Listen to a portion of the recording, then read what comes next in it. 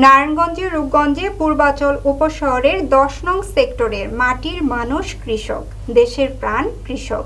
কৃষকের কথার শীর্ষক যে আঞ্চলিক প্রদর্শনী অনুষ্ঠিত হয়েছে তা বিএনপির ভারপ্রাপ্ত চেয়ারম্যান তারেক রহমানের প্রস্তাবিত রাষ্ট্র সংস্কারের ৩১ দফার ২৭তম দফার অবলম্বনে করা হয়েছে। বিস্তারিত থাকছে ডেস্ক রিপোর্টে।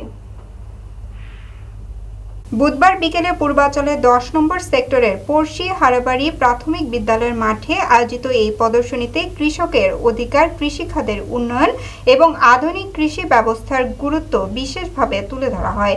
অনুষ্ঠানে সভাপতিত্ব করেন বিএনপির যুব দলের কেন্দ্রীয় কমিটির সাবেক যুগ্ম সাধারণ সম্পাদক মোহাম্মদ দুলাল হোসেন। প্রধান আলোচক হিসেবে উপস্থিত ছিলেন ইঞ্জিনিয়ার হাবিবুর রহমান। আলোচকরা বলেন, কৃষক দেশের প্রাণ, অথচ তারা বারবার অবহেলিত।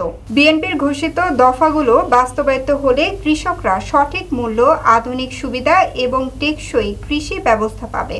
প্রদর্শনীতে মাটির তৈরি বিভিন্ন প্রতিকৃতি, চিত্রকর্ম ও শিল্পকর্মের মাধ্যমে কৃষকের জীবনযাত্রা, সংগ্রাম ও দুর্দশার চিত্র ফুটিয়ে তোলা হয়।